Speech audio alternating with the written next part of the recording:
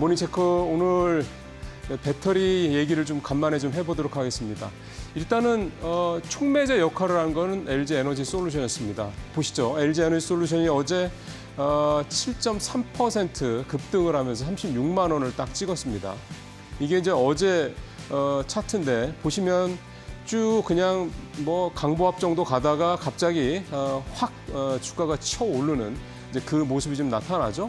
어제 이렇게 LG 솔루션 주가가 갑자기 장중에 급등을 했던 거는 바로 이제 구광모 LG 회장의 발언 때문입니다. 주총에 관련된 서한에서 LG의 주력 사업이 배터리 부분이다.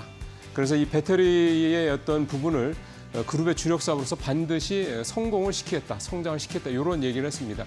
사실 되게 원론적인 얘기고 뭐 당연히 오너니까 그렇게 얘기할 수 있는 내용이긴 합니다만 지금 시황 자체가 2차전지에 대한 여러 가지 불안감들이 여전히 좀 많이 남아 있는 상태와 동시에 2분기부터는 뭔가 좀 분위기가 나아지지 않겠냐는 그런 기대감이 지금 현재 상존하고 있거든요. 그런 상황에서 어쨌든 이 구광모 LG 회장의 이 발언이 부정적인 쪽보다는 긍정적인 쪽에 좀 더 무게를 실어주는 그런 내용이 좀 됐습니다. 이를테면 그런 거죠. 아니, 오너가 저렇게 얘기를 할 정도면 뭔가 있는 거 아니겠냐 이런 생각을, 이런 희망감, 기대감을 갖게 한다 이런 내용이 좀 되겠습니다. 그러다 보니까 어제 이 배터리 3사 주가가 다 같이 급등을 했는데요. LG에너지솔루션 7.3%, 삼성 SDI 최근에 2조 원 유상증자 때문에 정말 힘든 주가 흐름을 보여주고 있던 삼성 SDI도 어제 3% 넘게 간만에 상승을 하는 모습을 보였고 SK이노베이션, SK온을 갖고 있는 모회사가 되는 거죠. SK이노베이션도 1.5% 이렇게 오르는 모습을 보였습니다. LG 엔솔이 어제 강세를 보였던 또 배경 중에 하나는 미국의 델타 일렉트로닉스라는 회사와 함께 북미 주택용 ESS 시장을 이제 본격적으로 공략을 하겠다라는 내용도 호재가 좀 됐는데요. 특히 이제 북미 시장에서 사실은 북미 시장의 이 주택용 ESS는 잘 아시는 것처럼 테슬라가 거의 다 장악을 하고 있습니다. 뭐 파워월 뭐 이런 상품명이 브랜드로 장악을 하고 있는데 무궁무진하죠. 앞으로 성장성이 집마다 다 이제 이런 가정용 ESS를 이제 두게 되는 시대가 좀 예상이 되고 있으니까요. 그렇기 때문에 지금 들어가도 충분히 또 LG가 갖고 있는 이 기술력을 감안할 때 충분히 가능하다 이렇게 시장에서는 좀 긍정적으로 보고 있는 것 같습니다. 전기차 캐즘의 종료 시점이 가까워진다는 그런 신호로도 해석이 된다 이렇게 보고 있습니다. 어쨌든 중요한 거는 이제 LG에너지솔루션이 1분기에 실적으로 성과를 내겠다라고 이미 예고를 한 상태이기 때문에 그게 현실화만 된다면 이런 어떤 구광모 회장의 이런 어떤 언급들은 조금 더 선견진 지명적으로 쪽으로 이제 해석을 해볼 수도 있겠다. 시간이 그렇게 많이 남지는 않았기 때문에 좀 참고볼 필요가 있을 것 같습니다. 자, 두 번째 체크사항 가보겠습니다.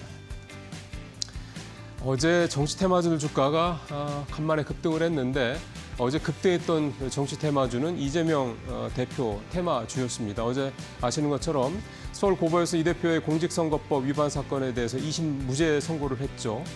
뭐 여러 가지 설왕설래가 있었습니다만 뭐 이재명 대표가 2심에서도 유죄가 선고가 되더라도 이를테면은 대법에서 확정된 게 아니기 때문에 대선 출마하는 데는 문제가 없을 거다. 뭐 이런 얘기도 있었습니다만 완전히 무죄가 선고가 됐기 때문에 이제 검찰에서 상고를 했으니까 이제 대법원으로 넘어가겠습니다만 그 전까지는 뭐 큰 문제가 없게 됐다. 그래서 시장에 또 특히 이제 이 전국의 어떤 관심이 이재명 대표 쪽으로 더 쏠리는 그런 모습이 되었습니다. 그게 또 이제 시장에서는 이재명 관련 정치 테마주로 바로 연결이 되는 모습을 보였는데요. 동신건설, 오리엔트전공, 에이텍, 노바텍, 형제IC 다 대부분 다 이재명 테마주로 분류가 되는 그런 종목들인데 상한가를 좀 굉장히 많이 기록을 했습니다. 어제 코스닥의 상한가를 기록했던 종목들 거의 대부분이 이재명 테마주라고 봐도 과언이 아닐 정도입니다. 반면에 이재명 테마주가 아닌 테마주들이죠. 이재명 대표가 만약 유죄를 받았을 경우 이제 반대급부로 수혜를 입을 것이었던 김동연 테마주, 그다음에 우원식 테마주, 그다음에 김무수 테마주 이런 테마주들은 어제 또 반대로 급락을 하는 그런 모습들 좀 나왔고요.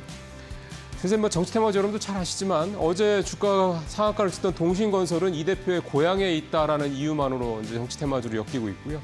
오리엔트전공 같은 경우는 과거에 이 대표가 근무를 했었던 회사다. 사실 이게 다죠.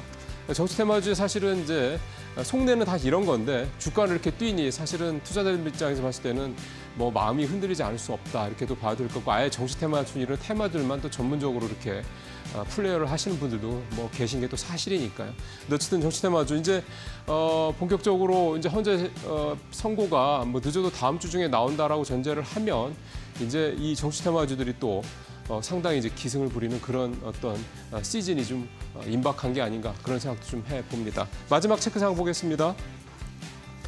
국민연금이 2월 달부터 3월 달까지 24개 종목에 대해서 지분이 변동된 거를 공시를 했습니다. 그 내용을 좀 보면은요. 이렇게 요약이 딱 되는데 하나머티리얼즈, YG엔터, 그다음에 호텔신라 이 회사들은 제로에서 6%, 5% 이렇게 대규모로 지분을 인수를 했고요. 한솔케미칼, CJ대한통운, 아모레퍼시픽, 신한주, 삼성증권은 기존에 갖고 있던 주식에다 한 1%포인트 전후로 지분을 추가로 좀 매수를 했습니다. 그다음에 이제 지분을 줄였던 게 메리츠금융지주, 하나엔진, GS건설 이렇게 세 회사가 되는 건데 메리츠금융지주 같은 경우는 역시 이제 그동안에 많이 오른 거에 따른 차익 실현 정도로 보시면 될 것 같고 하나엔진도 마찬가지로 보시면 될 것 같습니다. GS건설은 전반적으로 건설 경기에 대한 여러 가지 좀 부정적인 내용들.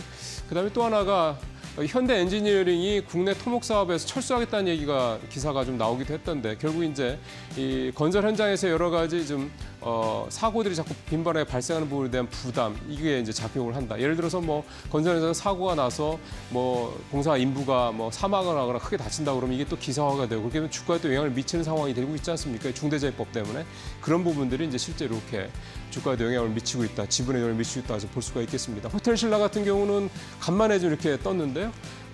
이제 중국 관련된 경기 부양 기대감, 그다음에 뭐 한한령 해제 기대감 그런 것들도 호텔신라에게 작용을 하고 있다 이렇게 좀 볼 수가 있겠습니다. 예, 전체적으로 국민연금의 흐름을 좀 따라가 보면.